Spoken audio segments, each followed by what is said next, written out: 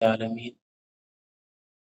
الصلاة والسلام على سيد المرسلين محمد وآله وصحبه أجمعين. الحمد لله الذي أنزل على عبده الكتاب. തന്റെ അടിമയ്ക്ക് വിശുദ്ധ ഖുർആൻ ഇറക്കി കൊടുത്ത അള്ളാഹുവിന് എല്ലാ സ്തുതികളും. തുടർന്ന് അള്ളാഹു പറയുന്നത് വലം യജ്അൽ ലഹു ഇവജ എന്നാണ്. വലം യജ്അൽ ലഹു ഇവജ, വിശുദ്ധ ഖുർആനെ ഒരു വക്രതയുള്ള ഗ്രന്ഥമാക്കി അള്ളാഹു നമുക്ക് നൽകിയിട്ടില്ല എന്നാണ്. മനുഷ്യന്റെ മാർഗദർശനത്തിന് വേണ്ടിയുള്ള ഒരു ഗ്രന്ഥമാണ് ഖുർആൻ. എല്ലാ അർത്ഥത്തിലും അത് മാർഗദർശനമാവുകയും വേണം. അപ്പോ അതിനുണ്ടാകേണ്ടുന്ന അടിസ്ഥാനപരമായ രണ്ട് യോഗ്യതകൾ അള്ളാഹു തആല തുടർന്ന് പറയുന്നു. ഒന്ന് ലം യജ്അൽ ലഹു ഇവജ എന്നുള്ളതാണ്. രണ്ടാമത്തേത് ഖയ്യിമൻ എന്നുള്ളതാണ്. ലം യജ്അൽ ലഹു ഇവജ എന്ന് പറഞ്ഞാൽ ആ ഖുർആനിന്റെ ആശയങ്ങൾക്ക്, അത് നൽകുന്ന സന്ദേശങ്ങൾക്ക് ഒന്നും ഒരു വളവോ വക്രതയോ ഇല്ല. നേർക്ക് നേരെ സത്യസന്ധമായി വ്യക്തതയോടെ കാര്യങ്ങൾ പറയുക എന്നതാണ് ഖുർആന്റെ ശൈലി. ഖയ്യിമൻ, ഒപ്പം അത് മറ്റുള്ളവരെ നേർവഴിക്ക് നയിക്കാൻ പാകപ്പെട്ടതുമാണ്. സ്വയം നേർവഴിയിൽ നിൽക്കുന്നതാണ്. നേരായ രീതിയിൽ കാര്യങ്ങൾ പ്രതിപാദിക്കുന്ന ഗ്രന്ഥമാണ്. അതിനോടൊപ്പം എല്ലാവരെയും, അതിനെ അവലംബിച്ച് ജീവിക്കുന്നവരെ എല്ലാം നേർവഴിയിലേക്ക് നയിക്കാൻ പാകപ്പെട്ടതുമാണ് ഖുർആൻ. ഇന്നലെ നമ്മൾ പറഞ്ഞു, ഒരു കാര്യത്തിന്റെ അല്ലെങ്കിൽ ഒരു വ്യക്തിയുടെ പൂർണ്ണത രണ്ട് രീതിയിലാണ്. ഒന്ന്, അദ്ദേഹം സ്വയം പര്യാപ്തനാവുക, സ്വയം പൂർണ്ണത വരിക്കുക എന്നതാണ്. രണ്ടാമത്തേത് മറ്റുള്ളവരെയും പൂർണ്ണതയിലേക്ക് നയിക്കാനുള്ള ശേഷി ഉണ്ടാവുക എന്നതാണ്. അപ്പൊ ഖുർആൻ ഒരു ഭാഗത്ത് സ്വയം സമ്പൂർണമാണ്. ഖുർആനൻ അറബിയൻ ഗൈറ ദീ ഇവജിൻ. ഖുർആനെ കുറിച്ച് അല്ലാഹു തആല വിശുദ്ധ ഖുർആനിൽ വേറൊരു ഭാഗത്ത് പറഞ്ഞത് എങ്ങനെയാണ്? ഗൈറ ദീ ഇവജിൻ, അതിൽ വളവുകളില്ല, കാര്യങ്ങൾ വ്യക്തതയുള്ളതാണ്. എന്ന് വെച്ചാൽ ലക്ഷ്യങ്ങളില്ല. ഒരു വാക്ക്, ഞാനിപ്പോ ഒരു കാര്യം പറയുമ്പോൾ ആ പറയുന്ന എന്റെ വാക്കിൽ ചിലപ്പോ തെറ്റായ ഉദ്ദേശങ്ങൾ എനിക്കുണ്ടാവാം. ഒരാളെ അപകടത്തിൽപ്പെടുത്താൻ വേണ്ടിയിട്ട് ചിലപ്പോൾ ഞാൻ ബോധപൂർവം അയാൾക്ക് ഉപകാരമില്ലാത്ത കാര്യം പറഞ്ഞു എന്ന് വരാം. അല്ലെങ്കിൽ നിനക്ക് ഉപകാരം ഇതാണ് എന്ന് പറയുമ്പോൾ തന്നെ എന്റെ മനസ്സിലുള്ള ഉദ്ദേശം അയാളെ മറ്റൊരു അബദ്ധത്തിലേക്ക് കൊണ്ടുപോയി ചാടിക്കലാകാം. ഇങ്ങനെയൊക്കെ മനുഷ്യൻ സംസാരിക്കാറുണ്ട്. മനുഷ്യവചനങ്ങളില് എല്ലാം അത്രമേൽ ആത്മാർത്ഥതയോ കൃത്യതയോ നമുക്ക് ഉറപ്പിക്കാൻ കഴിയില്ല. മനുഷ്യന്റെ സ്വാർത്ഥമായ താല്പര്യങ്ങളെ അടിസ്ഥാനപ്പെടുത്തിയിട്ടാണ് മനുഷ്യൻ സംസാരിക്കുന്നത്. ഞാനൊരു കാര്യം പറയുമ്പോൾ എനിക്ക് എൻ്റെതായ ചില ലക്ഷ്യങ്ങളുണ്ടാവും. ആ ലക്ഷ്യങ്ങൾക്ക് വേണ്ടിയാണ് ഞാൻ സംസാരിക്കുക. പക്ഷെ ഖുർആനെ സംബന്ധിച്ചിടത്തോളം നമുക്കറിയുന്നത് പോലെ ഖാലിഖായ റബ്ബിന്റെ വചനമാണ് ഖുർആൻ. ഖാലിഖ്, മഖ്ലൂഖ്, ഇത് രണ്ടും വളരെ അടിസ്ഥാനപരമായ ഒരു ബന്ധമാണ്. നമുക്ക് അള്ളാഹുമായുള്ള ബന്ധം ഖാലിഖിനോടുള്ള ബന്ധമാണ്, നമ്മുടെ സൃഷ്ടാവിനോടുള്ള ബന്ധം. ഖാലിഖായ അള്ളാഹുവിനെ സംബന്ധിച്ചിടത്തോളം അള്ളാഹുവിന് സ്വന്തക്കാരോ ബന്ധുക്കളോ വേണ്ടപ്പെട്ടവരോ അങ്ങനെ ആരും ഇല്ല. ഒരു വ്യക്തി, ഒരു മനുഷ്യൻ ഒരു വിഷയം സംസാരിച്ചാൽ, ഒരു മനുഷ്യൻ ഒരു നിയമം ഉണ്ടാക്കിയാൽ, ആ നിയമത്തിൽ അദ്ദേഹത്തിന്റെ ആൾക്കാർക്ക് എന്തെങ്കിലുമൊക്കെ ആനുകൂല്യങ്ങൾ അനുവദിച്ചു കൊടുക്കാം, സ്വാഭാവികമാണ്. മനുഷ്യൻ ഉണ്ടാക്കുന്ന നിയമങ്ങളിലെല്ലാം അത് സംഭവിക്കാം. ഇനി ലോകത്തിന് മുഴുവൻ ബാധകമാകുന്ന ഒരു നിയമം ഒരു വ്യക്തിക്കോ ഒരു സമൂഹത്തിനോ സൃഷ്ടിക്കാൻ കഴിയില്ല, ഉണ്ടാക്കാൻ കഴിയില്ല എന്നുള്ളത് മനുഷ്യന്റെ ലളിതമായ യുക്തിക്ക് മനസ്സിലാകുന്ന ഒരു കാര്യമാണ്. ഒരു രാജ്യത്തുള്ള ഒരു മനുഷ്യൻ ലോകത്തിലുള്ള എല്ലാവർക്കുള്ള നിയമം ഉണ്ടാക്കിയെന്ന് സങ്കല്പിക്കാം. ആ നിയമത്തിൽ സ്വാഭാവികമായും അദ്ദേഹം ആ രാജ്യക്കാരെ പരിഗണിച്ചിരിക്കും. ഇല്ലെങ്കിൽ ആ രാജ്യക്കാര് പറയും, ഇങ്ങനെ ഒരു നല്ല അവസരം നിനക്ക് കിട്ടിയിട്ട് നമ്മുടെ രാജ്യക്കാരെ അവഗണിച്ചു കളഞ്ഞല്ലോ എന്ന് സ്വാഭാവികമായും ചോദിക്കും. അപ്പോ ഒരു വ്യക്തി ഒരു നിയമം ഉണ്ടാക്കിയാൽ അത് ലോകത്തിന് മുഴുവൻ ബാധകമാകുന്ന നിയമം ഉണ്ടാക്കാൻ ഒരു വ്യക്തിക്ക് കഴിയില്ല എന്നത് വളരെ വ്യക്തമാണ്.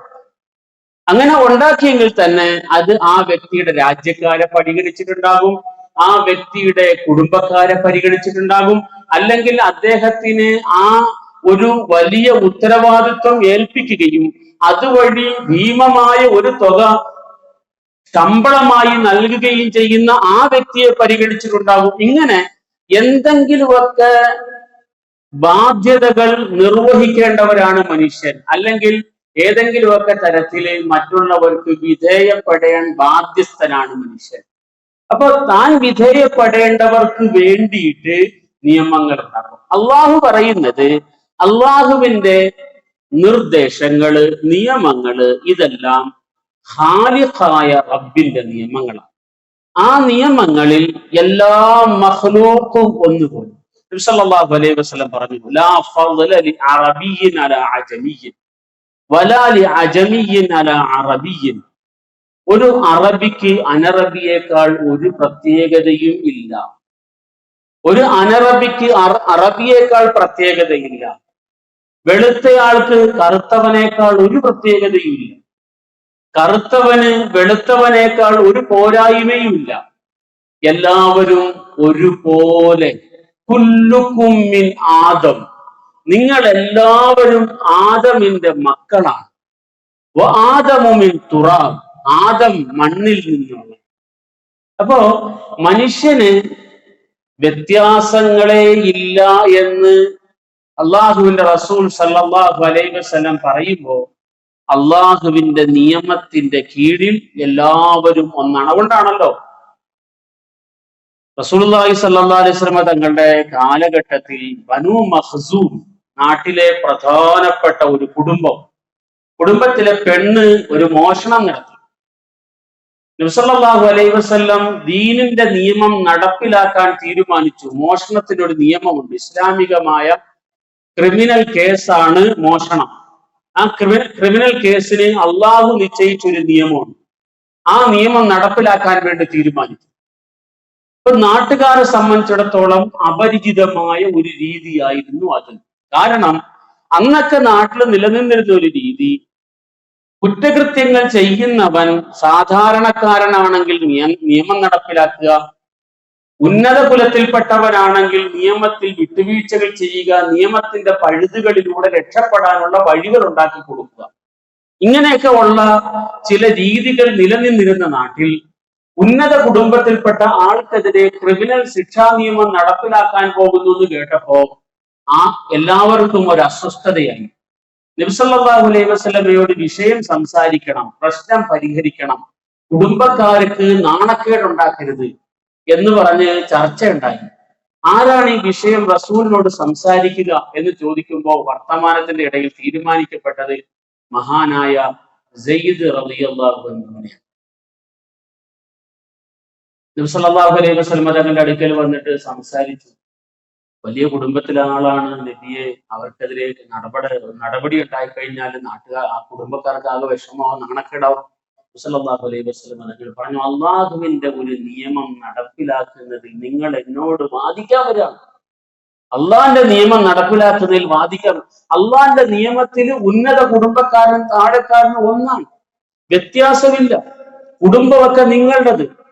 ലൗ അന്ന ഫാത്തിമത ബിൻത മുഹമ്മദിൻ സരിഖത് ലഖതഅതു യദഹ. എന്റെ മകൾ ഫാത്തിമയാണ് ഇത് ചെയ്തതെങ്കിൽ ആ നിയമം നടപ്പിലാക്കിയേ പറ്റൂ എനിക്ക്. അള്ളാഹുവിന്റെ നിയമം അങ്ങനെയാണ്. അവിടെ വ്യത്യാസങ്ങളില്ല, വളവുകളില്ല, വക്രതകളില്ല. ഓരോരുത്തർക്കും തോന്നിയതുപോലെ എടുത്ത് കൈകാര്യം ചെയ്യാൻ കഴിയില്ല ആ നിയമത്തിന്റെ അള്ളാഹു സുബ്ഹാനഹു വ തആല ആദ്യമേ തന്നെ അള്ളാഹുവിനെ സ്തുതിച്ചുകൊണ്ട് പറയണം, അൽഹംദുലില്ലാഹ്, അള്ളാഹുവിന് സ്തുതി. എന്തുകൊണ്ട് അള്ളാഹുവിന് സ്തുതി? ലോകത്ത് മനുഷ്യരെ മുഴുവൻ ഒന്നായി കാണാൻ പാകപ്പെട്ട ഒരു നിയമ സംഹിത മനുഷ്യർക്ക് ഇറക്കിക്കൊടുത്ത അള്ളാഹുവിന് സ്തുതി. സത്യത്തിൽ ഇത് നമ്മുടെയൊക്കെ മനസ്സിൽ നിന്നും പറയേണ്ടുന്ന വചനം എന്ന നിലയ്ക്കാണ് അള്ളാഹു ഇത് പറയുന്നത് എന്നാണ് നമ്മൾ തിരിച്ചറിയേണ്ടത്. കാരണം എന്താണെന്ന് വെച്ചാൽ, നിയമങ്ങളിൽ ഒരു വിട്ടുവീഴ്ച മറ്റെന്തെങ്കിലും കാരണത്തിൽ സമൂഹത്തിലെ ഏതെങ്കിലും തട്ടുകാർ എന്ന നിലയിലോ പ്രത്യേക പരിഗണന അർഹിക്കുന്ന വിഭാഗങ്ങൾ എന്ന നിലയിലോ നിയമത്തിൽ വിട്ടുവീഴ്ചയില്ലാതെ എല്ലാവർക്കും തുല്യ പരിഗണന നൽകി, തുല്യ ഗൗരവം നൽകി അല്ലാഹു സുബ്ഹാനഹു വ തആല അവന്റെ നിയമങ്ങൾ ലോകത്ത് പഠിപ്പിക്കുകയാണ്. അപ്പോ ലം യജ്അൽ ലഹു ഇവജ, ഖുർആനിലെ ഒരു തരത്തിലുള്ള ഇവജുകളും ഇല്ല എന്നാണ് അല്ലാഹു സുബ്ഹാനഹു വ തആല ആദ്യമായി ഖുർആനെ പരിചയപ്പെടുത്തുന്നത്. മഹാനായ അലി ഇബ്നു അബീ ത്വാലിബ് റളിയല്ലാഹു അൻഹു പറയുന്ന ഒരു വാക്ക് ഇങ്ങനെയാണ് ഖുർആനെ സംബന്ധിച്ച്: കിതാബുല്ലാഹി, അള്ളാഹുവിന്റെ ഖുർആൻ, അതിന്റെ പ്രത്യേകത എന്താണെന്ന് നിങ്ങൾ മനസ്സിലാക്കണം. ഇങ്ങനെയൊക്കെയാണ് അതിന്റെ പ്രത്യേകത: ഫീഹി നബഉ മാ കാന ഖബ്ലകും, നിങ്ങൾക്ക് മുമ്പ് ജീവിച്ചിരുന്ന സമൂഹങ്ങളെ സംബന്ധിച്ചുള്ള വിവരണം ആ ഗ്രന്ഥത്തിൽ നിങ്ങൾക്ക് കാണാം. ഇബ്രാഹിം നബിയുടെ ചരിത്രമുണ്ട്, നൂഹ് നബിയുടെ ചരിത്രമുണ്ട്. അങ്ങനെ പൂർവകാല സമൂഹങ്ങളുടെ ചരിത്രങ്ങൾ പറഞ്ഞു പോകുന്നുണ്ട് ഖുർആൻ. അങ്ങനെ ആ നിലയ്ക്ക് നിങ്ങൾക്ക് ഖുർആനെ സമീപിക്കാം. വഖബറു മാ ബഅദകും, പിൽക്കാലത്ത് വരാനിരിക്കുന്ന സംഭവങ്ങളെ സംബന്ധിച്ചുള്ള സൂചനയും വിശുദ്ധ ഖുർആൻ ഉൾക്കൊള്ളുന്നുണ്ട്. വഹുക്മു മാ ബൈനകും, നിങ്ങളുടെ ഇടയിൽ ഒരു പ്രശ്നം ഉണ്ടാകുമ്പോൾ അതിന് എങ്ങനെ വിധി പറയണം, അതിന് കൃത്യമായ വിധി, ആളെ നോക്കാതെ, സമൂഹത്തെ നോക്കാതെ, ദേശമോ ഭാഷയോ വർണ്ണമോ വർഗമോ ഒന്നും നോക്കാതെ കൃത്യതയോടുകൂടി നിങ്ങൾക്ക് വേണ്ടുന്ന നിയമങ്ങൾ പറയുന്ന ഗ്രന്ഥമാണ് ഖുർആൻ. വഹുവൽ ഫസ്ൽ, അത് തീരുമാനമാണ്. ഖുർആന്റെ വചനങ്ങൾ തീരുമാനമാണ്. ലൈസ ബിൽ ഹസിൽ, അതിൽ തമാശയില്ല. നിങ്ങൾക്ക് നേരം പോക്കിനുള്ള കാര്യങ്ങളല്ല അതിലുള്ളത്. എല്ലാം വസ്തുതാപരമാണ്, എല്ലാം കൃത്യതയും തീരുമാനം നിറഞ്ഞതുമാണ്. മൻ തറക്കഹു മിൻ ജബ്ബാരിൻ ഖസമഹുല്ലാഹ്, അലി റളിയല്ലാഹു അൻഹു തുറന്ന് പറയാം, വമൻ തറക്കഹു മിൻ ജബ്ബാരിൻ, ആരെങ്കിലും ഈ ഖുർആനെ സ്വീകരിക്കാൻ മാത്രം നിലവാരം കുറഞ്ഞ ഒരാളല്ല ഞാൻ ഇതിനേക്കാളൊക്കെ വളർന്ന ആളാണ്, ഞാൻ വലിയ ബുദ്ധിമാനാണ് എന്നാണ് ചില ആൾക്കാരൊക്കെ ഇങ്ങനെ ഇപ്പോൾ അങ്ങനെയാണ് ഭാവിക്കുന്നത്.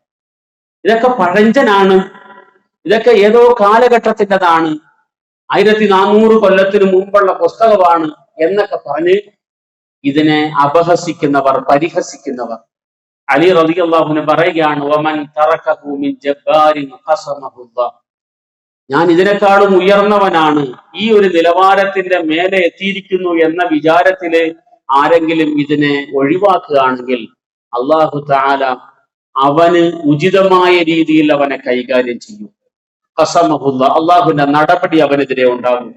വമൻ ഇബ്തഗൽ ഹുദാ ഫീ ഗൈരിഹി അദല്ലഹുല്ലാഹ്, ഇതല്ലാത്ത വേറെ ഏതിലെങ്കിലും ഹിദായത്തുണ്ട്, സന്മാർഗത്തിന് ഖുർആൻ അല്ലാത്ത വേറെ ഒരുപാട് കാര്യങ്ങളുണ്ട് എന്ന് ആരെങ്കിലും വിചാരിക്കുന്നുണ്ടെങ്കിൽ അവൻ തെറ്റായ വഴിയിലേക്കാണ് പോകുന്നത്. അദല്ലഹുല്ലാഹ്, അവൻ വഴികേടിലൂടെയാണ് സഞ്ചരിക്കുന്നത്. അഥവാ ഹിദായത്തിന്റെ സമ്പൂർണമായ മാർഗദർശനം നിങ്ങൾക്ക് ഖുർആനാണ്.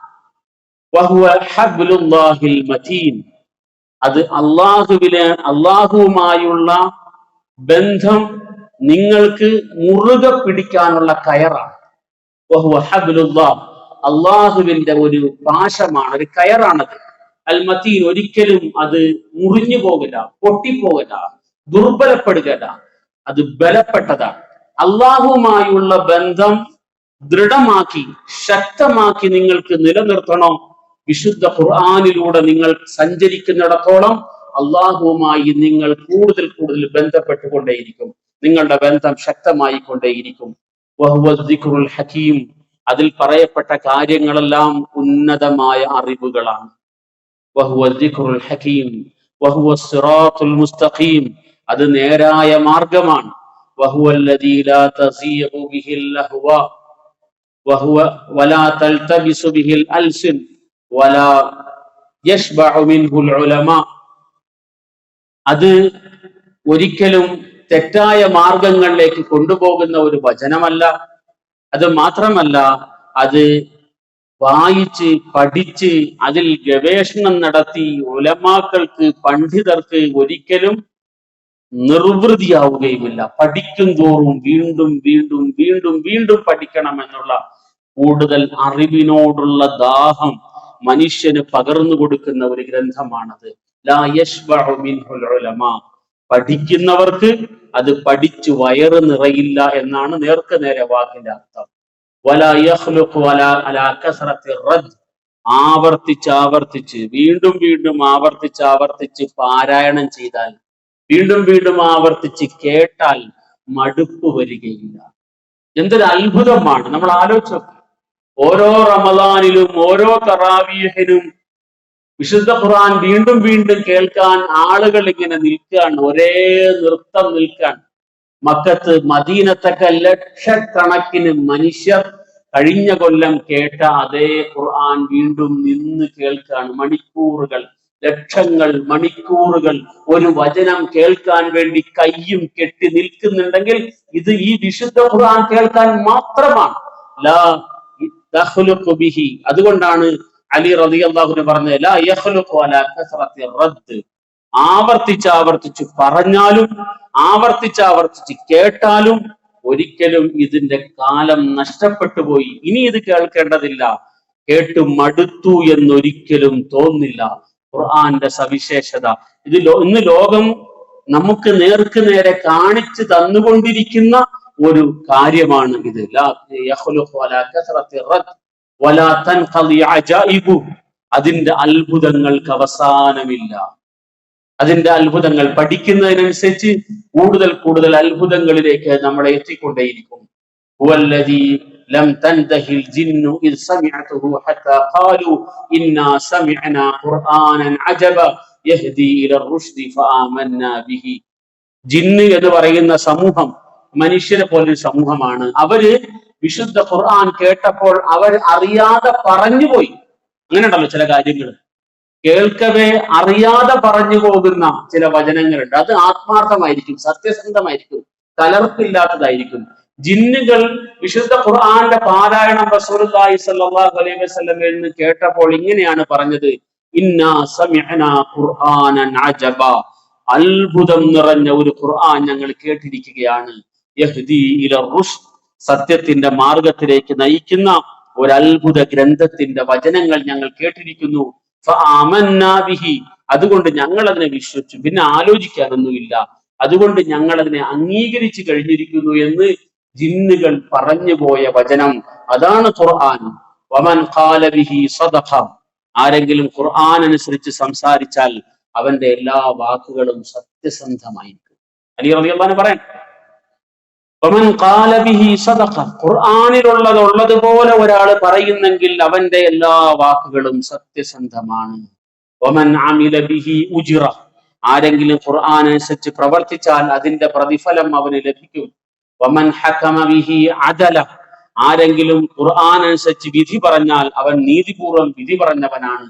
വമൻ ദആ ഇലൈഹി ഹുദിയ ഇലാ സിറാത്തിൻ മുസ്തഖീം. ആരെങ്കിലും വിശുദ്ധ ഖുർആൻ കാണിച്ചിട്ട് ഈ ഖുർആന്റെ ആശയങ്ങൾ നിങ്ങൾ സ്വീകരിക്കൂ എന്ന് സമൂഹത്തോട് ഉപദേശിച്ചാൽ അവൻ ക്ഷണിക്കുന്നത് നേർവഴിയിലേക്കാണ്. അങ്ങനത്തെ ഒരത്ഭുത ഗ്രന്ഥമാണ് വിശുദ്ധ ഖുർആൻ എന്ന് അലി റളിയല്ലാഹു അൻഹു പറയാം. ഇങ്ങനെ അത്ഭുതങ്ങൾ അടങ്ങാത്ത അത്ഭുത കൃതി അതാണ് വിശുദ്ധ ഖുർആൻ. അതുകൊണ്ട് തന്നെ അത് നേരായ മാർഗത്തിൽ നിലകൊള്ളുന്നു എന്നതിന്റെ അപ്പുറത്തേക്ക് നേർവഴിയിലേക്ക് നയിക്കുന്നതുമാണ്. അൽഹംദുലില്ലാഹ്. അല്ലാഹുവിന് സർവസ്തുതിയും.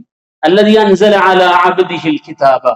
മുഹമ്മദ് സല്ലല്ലാഹു അലൈഹി വസല്ലമ തങ്ങൾക്ക് ഒരു വിശുദ്ധ വേദഗ്രന്ഥത്തിന്റെ സന്ദേശം നൽകി.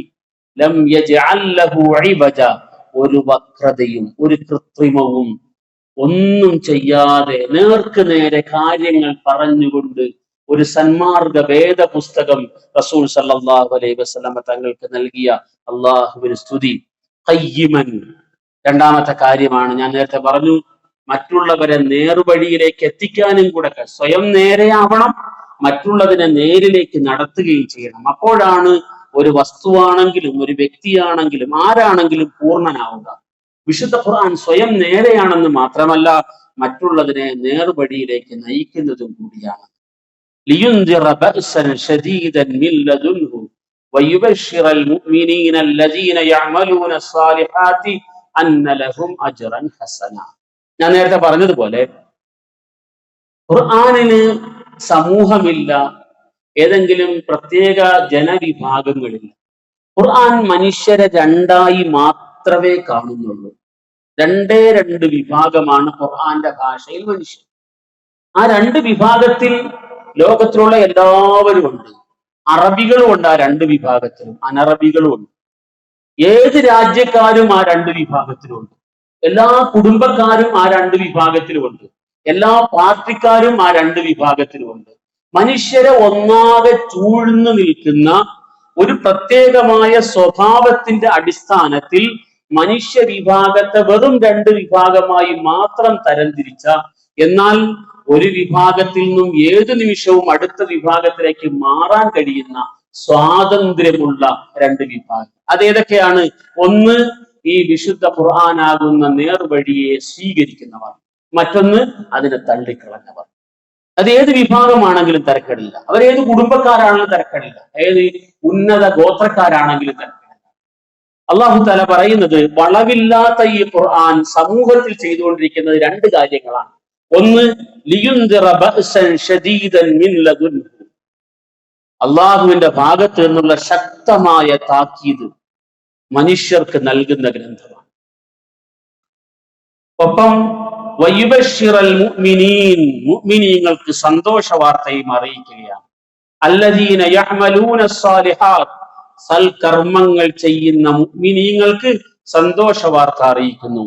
അന്ന ലഹും അജ്റൻ ഹസന, അവർക്ക് സുന്ദരമായ പ്രതിഫലങ്ങളുണ്ട് എന്ന്.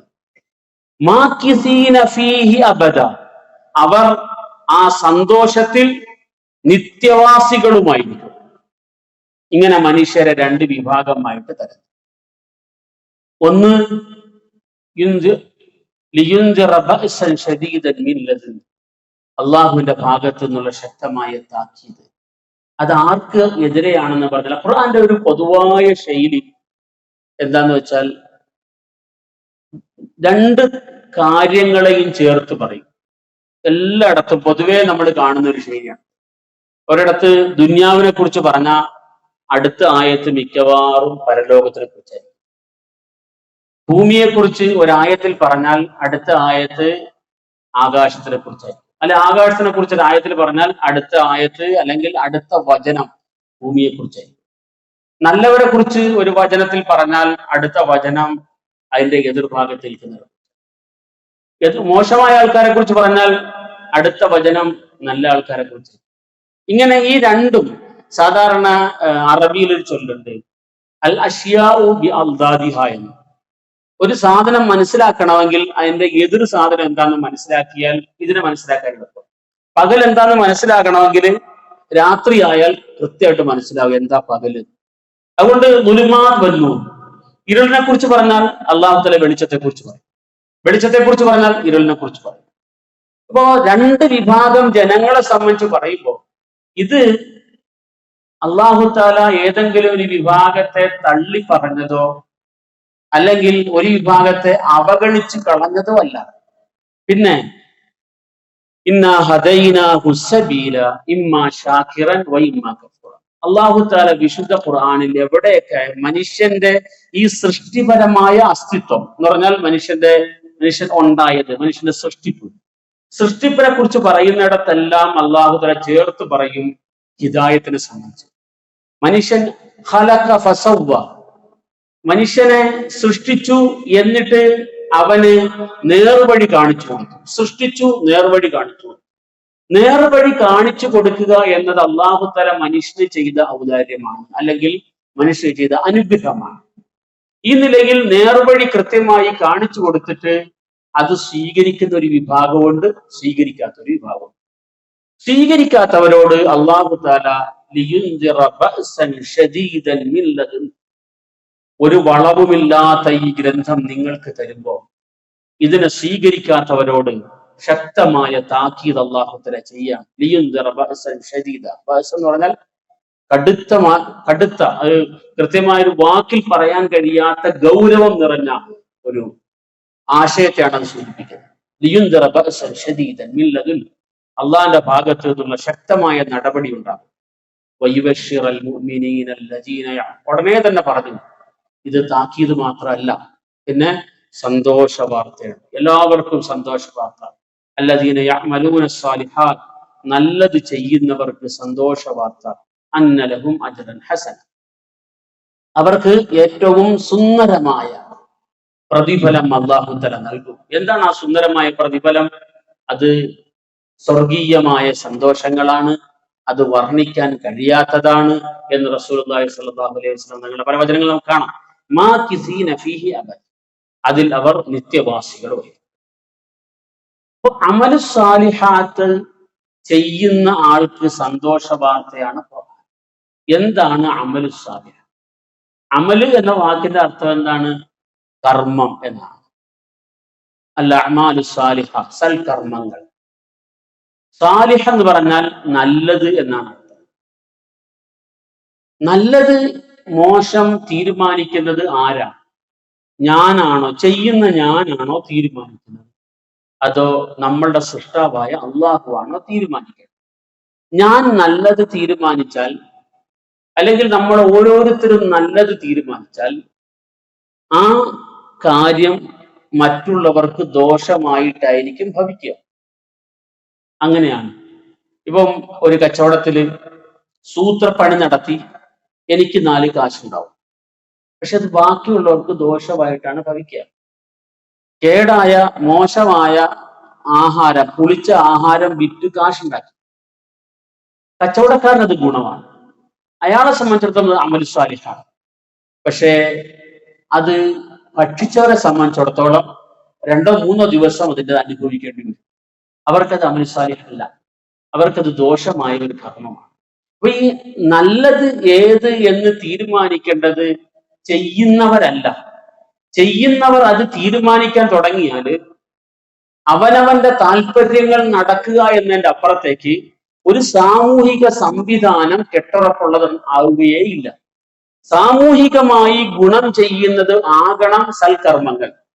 സമൂഹത്തിനും ഗുണം ചെയ്യുന്നതാണ്. വ്യക്തികൾക്ക് ആപേക്ഷികമായി ഗുണമുണ്ട് എന്നതിന്റെ പേരിൽ ഒരു കാര്യത്തെ നല്ലത് എന്ന് നമ്മൾ തീരുമാനിച്ചു കഴിഞ്ഞാൽ അത് സമൂഹത്തിൽ പലതരത്തിലുള്ള അസ്വസ്ഥതകൾ ഉണ്ടാകും.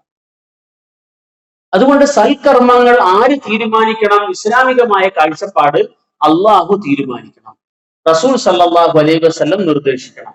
ഇത് മാത്രമാണ് സൽക്കർമ്മങ്ങൾ. അത് ചെയ്യുന്നവർക്കുള്ളതാണ്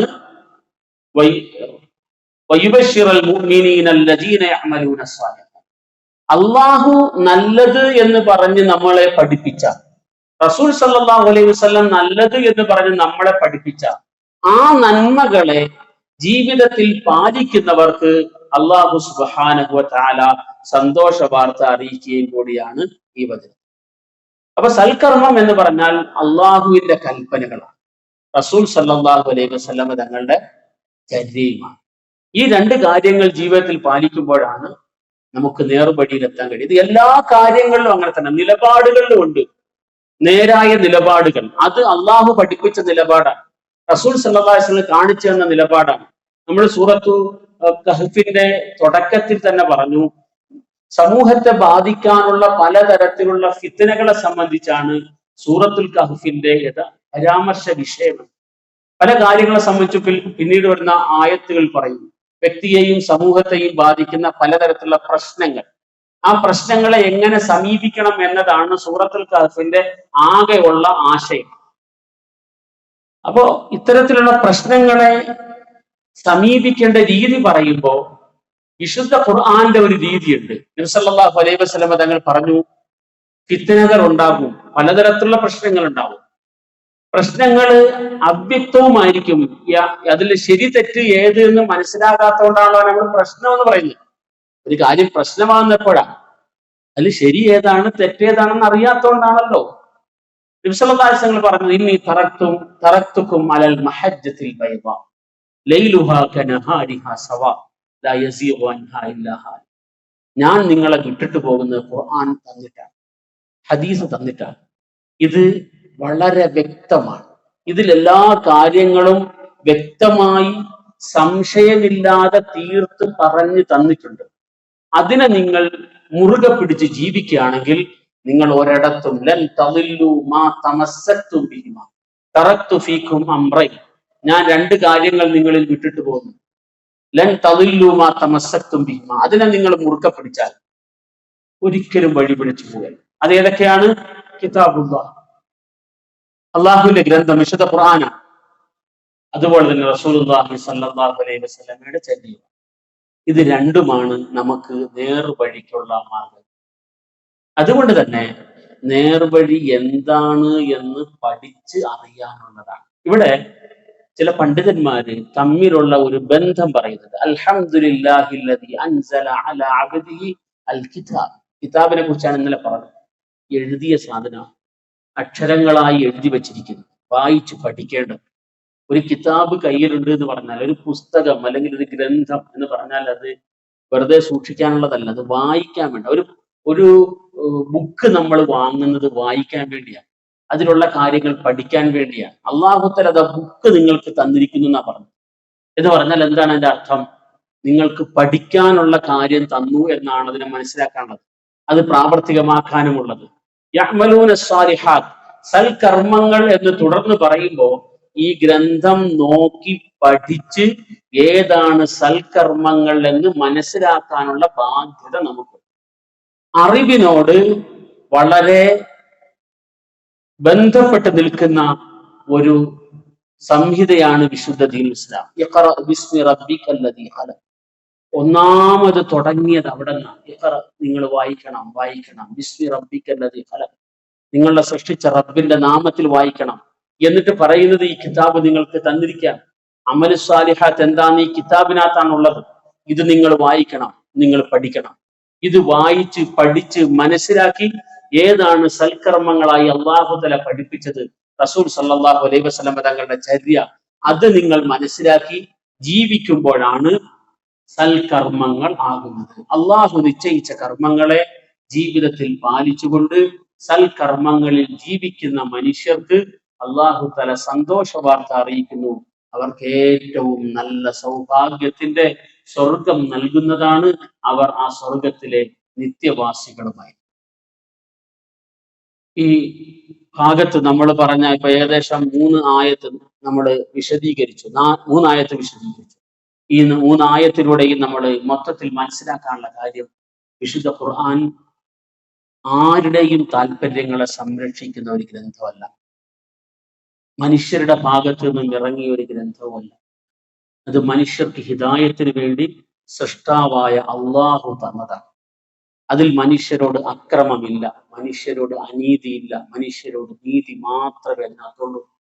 പക്ഷെ അതെന്താണ് എന്ന് വായിക്കാനും പഠിക്കാനും അതിലൂടെ ശരിയായ ജീവിത നിലപാടുണ്ടാക്കാനും ശരിയായ കർമ്മങ്ങളിലൂടെ സഞ്ചരിക്കാനും നമുക്ക് കഴിയണം.